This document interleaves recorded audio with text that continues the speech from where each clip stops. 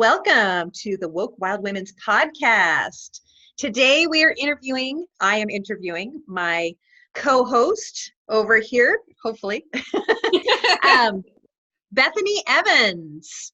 Bethany and I started this podcast, and you can learn more about it in our introduction. So if you are just joining us, please go and check that out if you're curious about the purpose and the background of why we started this podcast. And we wanted to give space for each of us to tell our story so you can get to know us a little better as this podcast evolves. Yeah. So with that, Bethany, tell us a little bit, as much as you'd like to, about what brought you to this moment today and how it relates to your identity and your journey of being a woke wild woman. Well, it definitely started with childhood, as everything does. Being in a household that did not foster my my personal needs, my identity and unique individuality. So I grew up in a very codependent family with, a father who was an addict, and we had a lot of instability. And so there were a lot of things that I had to suppress as a child. And of course, I didn't realize that then. As a child, you kind of just adapt to your environment, however it's presented. And but as I got older, I realized, I was really drawn to study early childhood education. And that started when I was like 18, I think, when I was going to community college, and I was like, what do I want to major in? And this idea just kind of popped in my head. And when I think back about it now, I really love that was my first kind of connection to my intuition, like noticing, like actually sitting and thinking, and how quick I can get intuitive hits is, I think, what should I do? And I literally get an answer like that in my head. And so as I look back, I noticed that that's what that was, right? And at the time I was just like, oh, okay, that seems like it would be fun. I'm going to go do finger paintings with children and, feed babies, and it'll be super fun. And that was when I was 18. And so that kind of started my journey. And I know that I was drawn to that field because, for one, my mom has always said, like, I have the big heart. Like, I have a huge open heart. I just love everybody. That's all I want to do, is just love on people. And just connect with people too. I absolutely love, like hearing about other people and what makes them happy, and seeing also other people's creative process. I think that's so fascinating to me. But anyways, so I started studying early childhood education. I believe I was led to that because I was meant to learn more about how children develop so that I can come to a better acceptance of who I am as a person. Because I think as a child, I made myself wrong for a lot of things. I'm very sensitive to energy. Therefore, if you know children who are very sensitive to energy, you know that they react pretty strongly with their emotions. And I think if your parents don't know how to support you and guide you in that, help you process your emotions, they're going to want to suppress it. They're going to tell you to be quiet. They're going to tell you to stop it. Don't cry. Don't feel this. Don't do that. So I know that I was meant to learn that there's nothing wrong with me, because in early childhood, we learn that every child is an individual. It's not like, it's completely separate from what they learn if you want to be a public school teacher. So, there's like, for public school, it's like one model, right? Everyone needs to fit into this one model of learning. And that's like the complete opposite of early childhood, what we've learned. And I so resonated with that because we learn about special education and how to look for the signs of, for me personally, now I don't really believe in any labels of special education, but we're taught to observe the children and to become in tune with them, with their needs, with their wants, and realizing that every child has different schedules and routines and personalities, and the environment and everything plays into who we are as people, as humans. And it all starts with childhood. So I spent, I started studying when I was in community college. at probably 18 or 19, and then kept going, got my bachelor's in early childhood and my master's. And I graduated when I was 27 or 28. I can't remember, 27, I believe. And so I was studying early childhood that entire time and got to know how just humans develop in general. And I was a preschool teacher. I absolutely loved all of the relationships I built with the families and the children. And sorry, I got distracted by the dogs. Those damn dogs next door. Anyways, Roxanne knows all about this. Every time I'm on the phone, I swear to God, they need to make an appearance.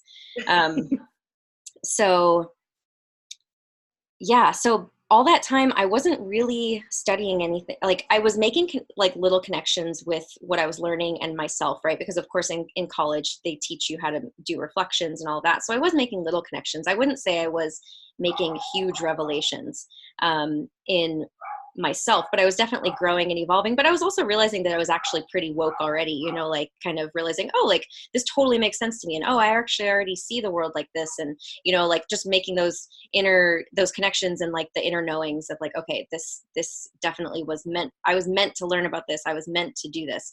And it wasn't until, so then I graduated. I was in a long-term relationship at the time. And we were together for maybe like 7 years. So I graduated back in 2013 with my master's.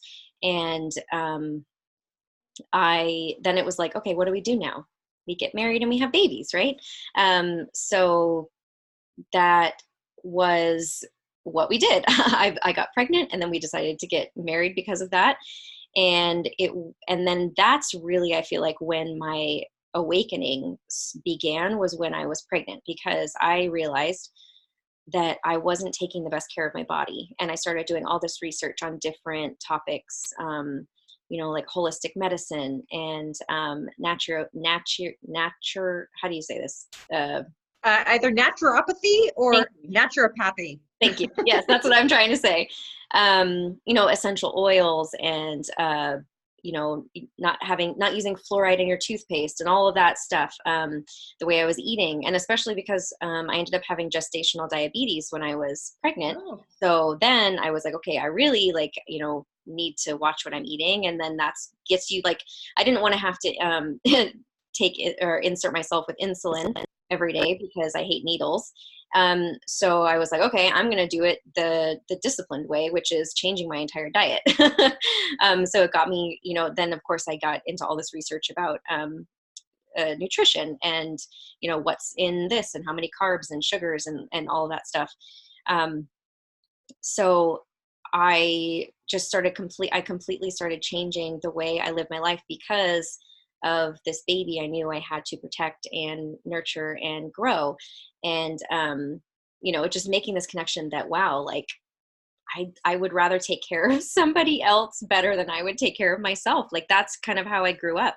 Not really giving a shit about my actual needs. That's just the pattern that kind of, I adopted, whether it was just through the way I was treated and also, you know, conditioned and probably coming from my mother and her mother, you know, and generations.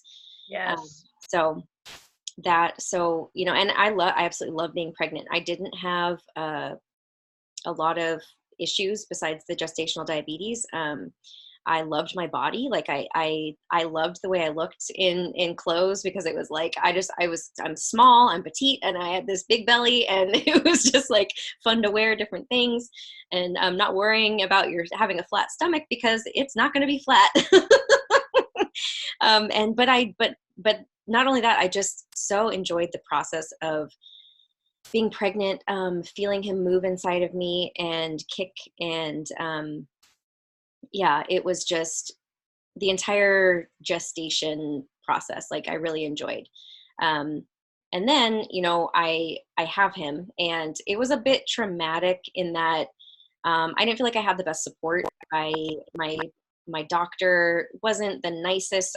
But she, you know, I mean, in her defense, she had been up doing deliveries and all of that stuff when I actually was in labor, but I still just didn't feel like I was supported. I also had a husband who was a little bit, he's a little bit timid, a little bit, not really, like, kind of leans on me to be the leader, kind of, that was our dynamic.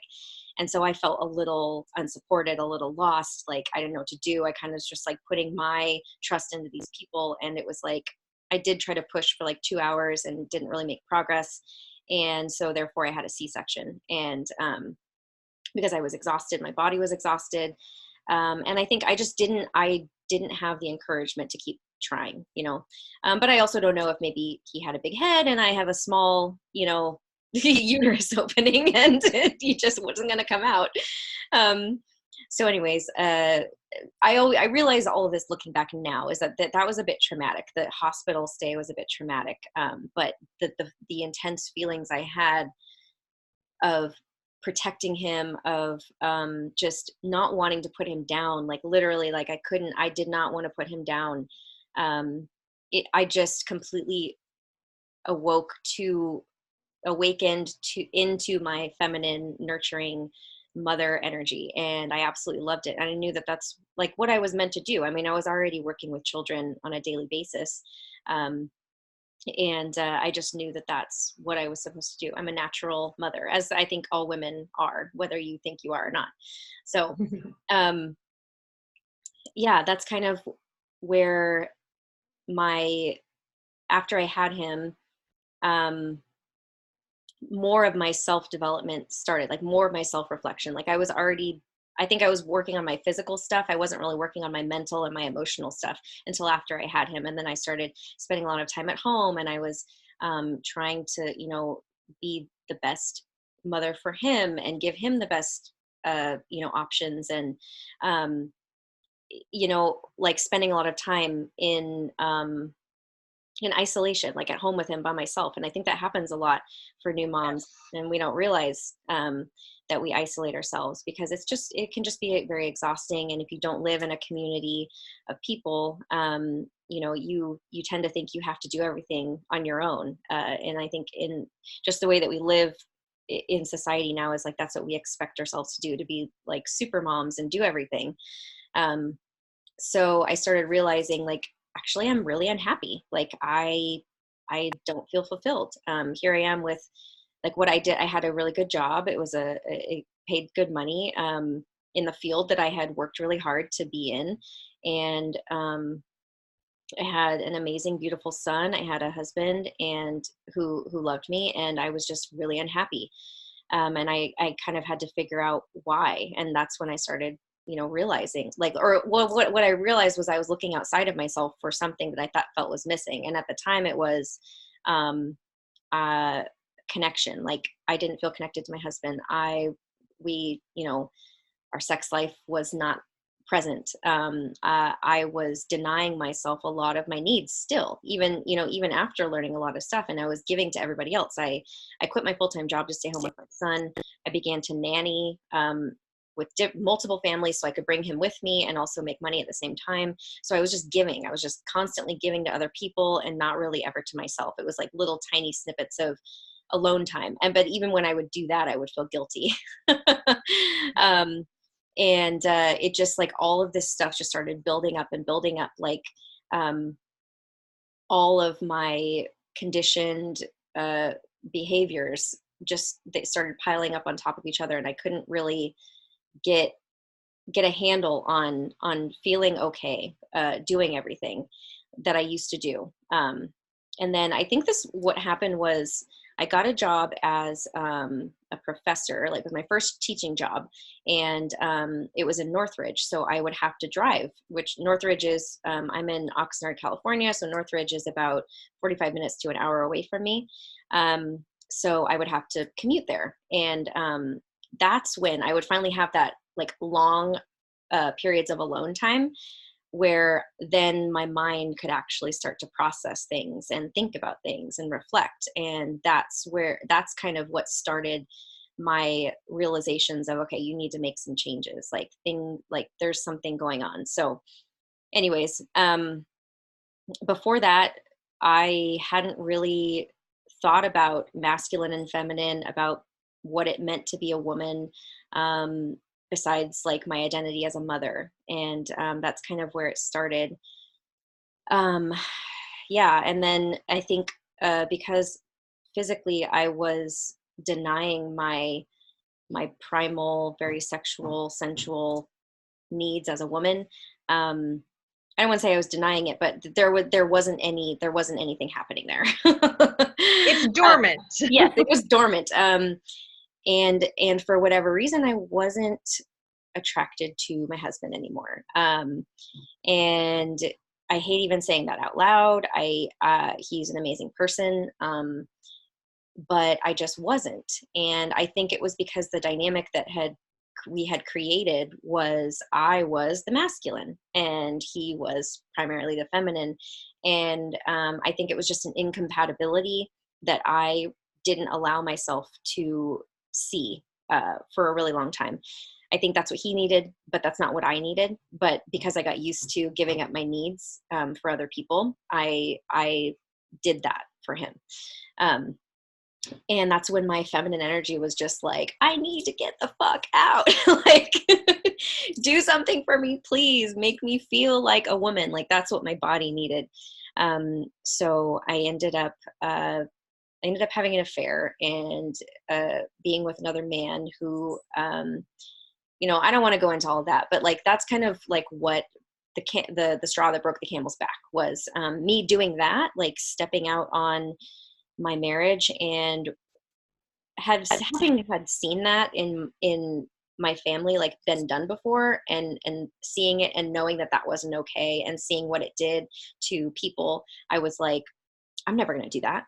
Like that. I think that's also why I stayed in the relationship for so long, because I was like, I'm going to make this work. I'm not going to get married a bunch of different times. I'm going to do whatever I can to make it work, because I see how people can give up on each other, and I don't want to give up on people. But so to me, that was like a big no-no. Like, you're a terrible person for doing that. And so then I had to really look and be like, why did I do that? I really do care about this person. And that's really what got me on even further into my spiritual awakening and into realizing that I wasn't living as what my purpose is, which is to be a feminine, to embody the feminine energy. And, I wasn't really connected to nature. I never really spent a lot of time outside. I was very much in my head all the time, stayed inside, kind of sheltered and isolated.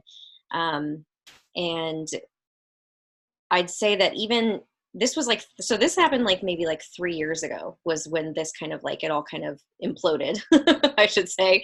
And I started off on my own path, right? So then I started learning about codependency, and realizing how I was codependent and trying to heal from that, seeing therapists, seeking out communities, like-minded people, which is how Roxanne and I met, because also not too long after I left my marriage and I went to go stay and live with family, I joined an ontological life coaching program, and I really wanted the personal transformation aspect of it. I wanted the community, the like-minded people, and that's what I got, definitely. So that was 2 years ago. And so even just recently, I'd say like within the last year, would I identify myself as a woke, wild woman? Like, I'm still continuously awakening that wild side, I'd say, because I think the woke part was always there. Yeah. But the wild part was always that side that I suppressed. So yeah, the ontological life coaching program pushed me even further, rapidly, like ascending and realizing who I am and what I wanted, because I was able to just focus on myself and my son too, but I was able to be selfish, without having to worry about somebody else other than my son, which was which wasn't difficult. I mean, like, I still had to find a balance of giving to myself first and then to him. But, finally, am I able to actually say, like, and feel comfortable in my body as a woman, as, saying, yeah, I am connected to nature, and that, I don't know, I don't know what I'm trying to say. just recently, I feel like I'm able to identify as that. So that's my huge backstory. I love it. Thank you so Yeah. much. And I resonate so much with so many of those touch points along the way. And I think each woman's story is unique, and we all have common threads through our individual stories. Yeah. So thank you for sharing, and hopefully that will give someone out there, including myself, you know, a way to connect and recognize that our stories of how we go through life really bring us through. And if we choose to capture those realizations along the way, that we can continue to awaken. Exactly. Yeah. Yeah. If you give yourself that space to focus on yourself, you will grow and evolve a lot more quickly than you think you will. It's some, I think people sometimes think that it takes a long time to heal, but it doesn't have to. If you're really dedicated and committed and willing to feel all the shit that you need to feel, it doesn't have to be a really long, drawn out process. Yeah. So where does that bring you today? What are you up to in the world today? Today, I am building a coaching business in which I also do one-on-one tarot card readings. So tarot and oracle cards are one thing that I discovered while I was still in my marriage, trying to decide if I wanted to leave. It was one of the things that really supported me. And, I was just very drawn to it for different reasons other than like self-reflection. It was more about like, finding things out, like, which I don't personally use. Like, I guess I use it for that sometimes too, but I feel like it evolved into a more self-reflective practice that I didn't realize it could be. Like it's become so prominent in my life and very important, and what's the word I'm looking for? Reliable. It really is reliable. And I think what I'm working through right now is the stigmas around, if people don't know about tarot, if they've never experienced it. Yes. And I know you know what I'm talking about, because her and I, this is one of the reasons that we've connected. Or we, one of the things that drew us together immediately was because we both into tarot. And so I'm kind of working through that, because I'm realizing if your energy is I don't want to say like clear, if you're a clear channel, if you're doing it for like a pure intention, it's really reliable to give you the messages that you need. So I'm building a business around that, around empowering people to tap into their subconscious energy through the tarot cards. And so I started this about a year ago, but now I'm kind of redoing my website and figuring out my client base, and what else am I up to? I'm doing moon circles here locally with a friend, which is something that I never thought I would do.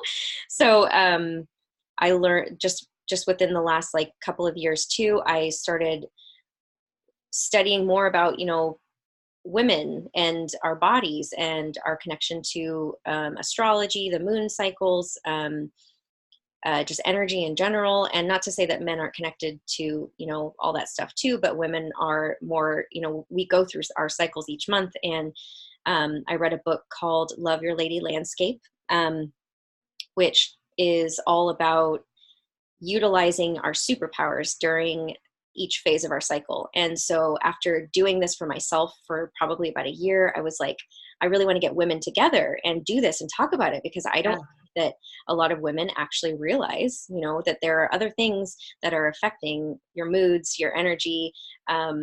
If you feel like you're coming up, you're coming up to like a wall, there's resistance that you're trying to do something, there may be another reason other than just this isn't working and I should give up, right? Maybe it's just not the time of the month you should be doing that, Right. So my friend and I, who I've known for a long time, about like over 10 years, we reconnected recently, and she was also getting into tarot, and she's really into astrology, and she also wanted to do this and was really interested. So we just started doing it. So every 6 weeks we alternate the new moon and the full moon, and we gather women together to talk about the astrology and the energies of what the new moon represents, what the full moon represents. And then we have practices, and we just create a safe space for women to share whatever they're experiencing with no judgment. And just create community. That's really what I'm doing. I see in like every area of my life is just creating community everywhere. With the podcast, with the moon circles, with just my friends in general. Like I'm really also, I didn't have a lot of close girlfriends for a really long time. I closed myself off to it because of just experiences I had as a child, like, the whole mean girl thing, and feeling like I got picked on and teased, and just things didn't work out, and I would move a lot when I was a kid. So I got used to not getting attached to people because they were just going to leave my life, right? So that's another thing too that's been really important to me is creating those bonds with women in my life. And I see how much it was missing before, because when I'm with other women who get me, and I feel like I can just say whatever, and we can laugh, and we can just be whatever we're feeling, whatever we're thinking. I feel that's when I feel most authentic. And it's just like so much, just even within the last week, I'm realizing like my purpose. And if you're into numerology, I was looking at my destiny number, which is, I think it's my destiny number, 22. And that represents a double divine feminine energy, which means that, and so your destiny number is like your purpose, your life path, like your future. So I feel like I am meant to fully embody feminine energy, divine, sacred feminine energy. And I'm just realizing that more and more, and especially with the cards I've been pulling this week too. It's just been crazy. So what else am I creating? On my website, I also blog, and I love to write as well. I have many ideas for books and coaching programs and things that will come into the future. But as of right now, those are the main things that I'm working on. Thank you. Yeah. And I love the little plug there for numerology and your purpose. That's something that to kind of circle back to tarot, that's something that really resonated with me. There's a numerological sort of calculation that I did several years ago, like maybe 15 years ago, mm-hmm. that had me identify my soul's purpose is the hermit. And this life, this incarnation that I'm in right now, represents the moon, which, again, is sacred feminine, but also that intuitive, knowing the unspoken, the shadow side, really being able to see into people's, intuitive being. So, and I love that, that's just one of the great things that, any of these kinds of divination tools are just a way for us to really understand ourselves better. Yeah. And so often what I've gotten out of tarot and numerology and astrology and all of that is just a way to understand myself. Exactly. And that's one of the biggest things I talk about with my coaching business is self-awareness. Like that's really what I'm pointing to. And because that's what I've been doing is using all these different avenues, and it's been mostly spiritual for me, but that's just my path, is, learning about numerology and human design and tarot and, I don't know, whatever else, crystals. Like I'm also very big on crystals, energy healing, ontological coaching, like all of that stuff has allowed me to become more self-aware. And I realized, well, that's where our power lies. Right. And I think that I observe people and I see how we give our power away to, things that are outside of us by saying like, oh, that person made me feel like that, or, that, I'm doing this because of that situation. But it's like, no, you can choose to do something differently if you stop blaming other people, like become more aware of like why you're feeling that way. Right. So if you're getting triggered, another emotional processing and understanding what's actually happening underneath the behaviors is really big for me too, because again, that ties into my early childhood education background, because we know that when a child's behaving a certain way, it's not just because they're a brat. It's not just because they want to be an asshole. Like, there is a reason. They're hungry, they're tired, they are uncomfortable, something happened earlier in the day and they don't know how to express it. They don't even realize it's still bothering them, so, and then that happens to us as as adults too. So I love that you said that, because that's exactly what I talk about with my clients is like, I'm going to put it back on you. Like, we're going to become more aware of like, okay, well, how is it affecting you? I get that this situation really sucks and you're pissed off at that person, or this person dumped you, or, you're having this situation with your mom, but what is it showing you about you? Right. And not what is it showing you about the other person? Because you can't change other people, and you can't force them to do something. I know, as much as we could, come on, if you guys would just get with it, like, let me control you, please.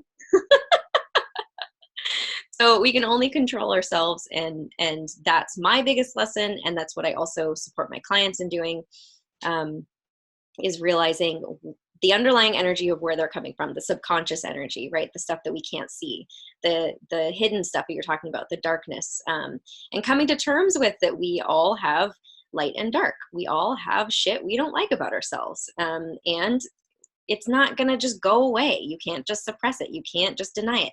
You can't just avoid it. It's going to come out. And you have to learn how to love it, how to, and if it's really destructive in your life, you have to learn how to be disciplined enough to change the behavior. So yeah, and it all starts with self-awareness. Yeah. So how do you tap into that for yourself? What are your daily practices that get you into your highest purpose, your essence, your essential self? My essential self. Lately it's been journaling. I have a specific journal for my cycle. So it's about, getting really specific about, this is the day of my cycle. This is the phase. These are the superpowers, writing it down. And then these are the physical symptoms I'm experiencing. These are the emotional symptoms I'm experiencing. If it's around the full moon, this is what I'm releasing. If it's around the new moon, these are my intentions. So, and just really getting back to the practices of, right now it's about connecting to my feminine energy. So I've been doing like guided meditations, like specifically a womb meditation. I've been using a yoni egg, which I absolutely love. Like if you're into crystals, I recommend checking that out if you're a woman. Tarot cards, of course. And oracle cards. Like actually I have my divine feminine deck sitting right here in front of me, which I've been using every morning. Like I pull one of those and just try to, just get what's the lesson, or what's the energy, just kind of get my head wrapped around, okay, if I experience something today or this week, it's going to be this, and just being very observant also of what's happening in my environment, and what's happening within me, and noticing the connections everywhere. Reading. So Roxanne and I have many books and audiobooks that we are reading together at the moment. So what am I listening to? Advanced Energy Anatomy. I think I'm on the fourth. Yeah, I think I'm on the fourth section of that. And then I'm also reading, which is also right here, Warrior Goddess Training, which is amazing. So reading, talking to my girlfriends, daily, seeing them weekly, whether it's through Zoom or in person, playing with my son, definitely, like, even though lately it's been difficult for me because I've been kind of tired and feeling burnt out. And he wants to shoot bad guys and play Nerf guns. And that sometimes is like, my feminine's like, I don't want to do that. I want to play, like want to do something where we can connect and talk and but playing with my son and being present in what's happening for him, definitely I feel like gets me back into my essence, out of my head and into my body, and gives me that sense of purpose as well. Taking baths, absolutely. I do candlelit baths with essential oils and Epsom salt, and music, the whole nine. To just detox. I sage and I burn incense a lot just to cleanse my energy and my space. What else do I do? Yoga, dancing also. I also try to get naked as much as possible and look Good. at myself in the mirror. And that may sound a little strange and vain, but it's not, because I used to not want to look at myself. And I used to, like, whenever I did, it was like it's like exposure therapy, right? So it's like I used to feel shy, or I don't like this about myself. So then I just started doing it, like just look at yourself and just try Yeah. to think of things that you do like about yourself, and so now it's gotten to the point where I don't really think about the things that I don't like about my body anymore, which has been really cool. What else? I do a lot of self-care practices, like masks. Like, I have a mat, not just for my face. Like, I actually bought one, like scrubs and masks for my boobs and my butt. I also masturbate, or I have sex. That's really important to me now, is not going too long without that kind of pleasure and attention. Important to move that energy through you. Don't let it Yes. get stuck. No, Yeah. exactly. So of course, safely doing it if I'm doing it with other people, but um, not promoting, promiscuity. But yeah. What else? I'd say those are the main things that I do right now. Um, yeah. Oh, and then just connecting with my crystals also, and learning.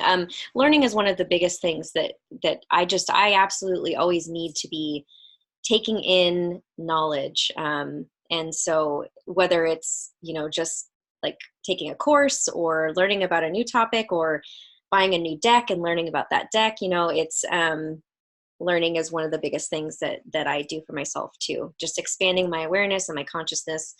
And then also, posting to, like, blogging or posting on Instagram, and also working with my clients. Like, that always brings me back to my essence as well. So, yeah. So what are you looking to bring more into your life? What do you want to expand on to help continue to source your evolution? I really want more community, like in-person community. I think, and I am, attempting to create that. But that's a good question. I definitely traveling and just putting myself in more uncomfortable situations, because I noticed that I did have a bit of, like, social anxiety before.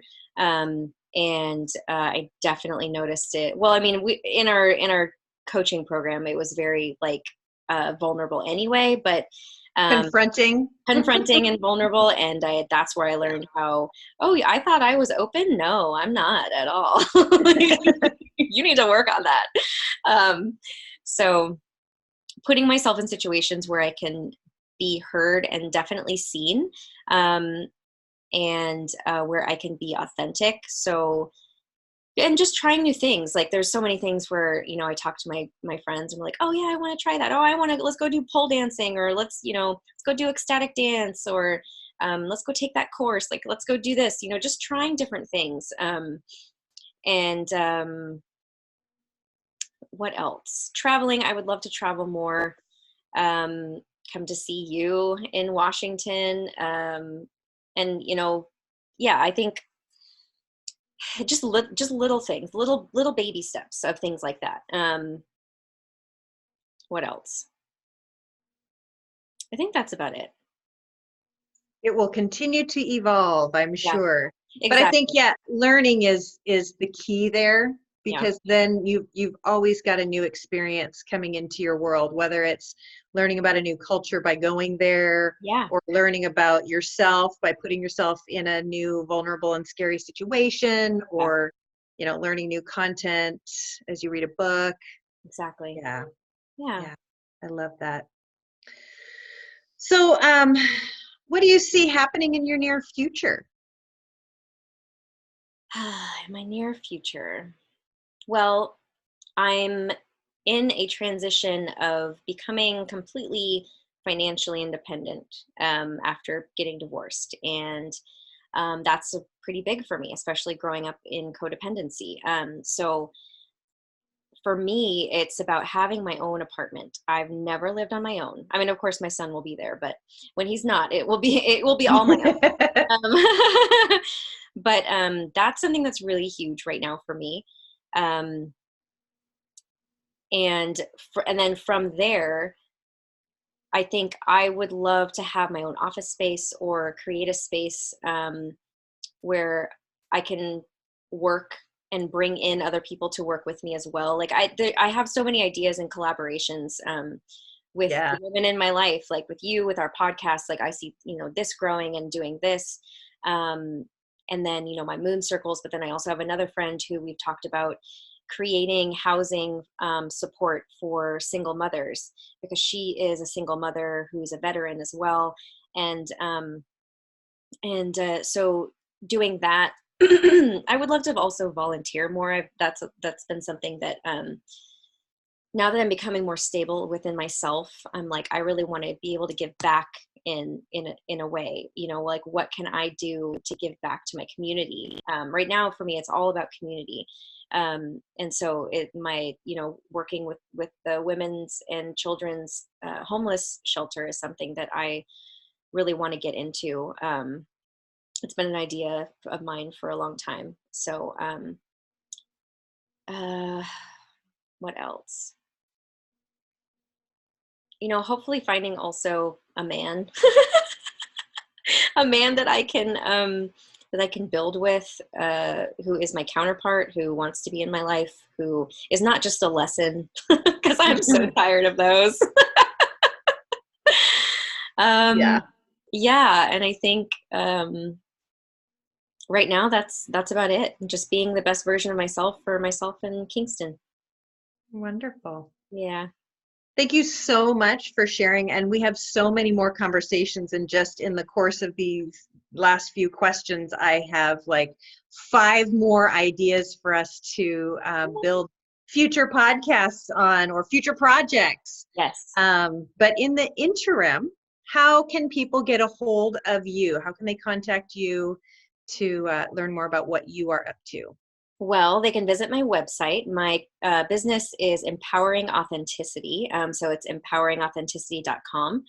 You can also email us here at Woke Wild Women if you want to get a hold of me, but I'll also leave my business email that's just for me below in the comments. And then also I'm usually pretty prominent on Instagram.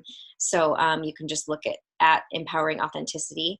And and then here on the podcast. And if you're local in Oxnard or Ventura, I post on my Instagram where we do our moon circles. So that sometimes is changing. So check my Instagram for that if you're local and want to meet up.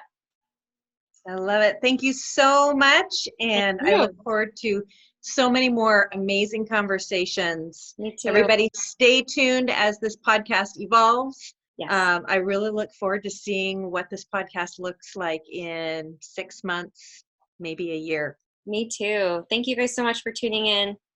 And thank you, Roxanne. Yep. Bye. Bye-bye.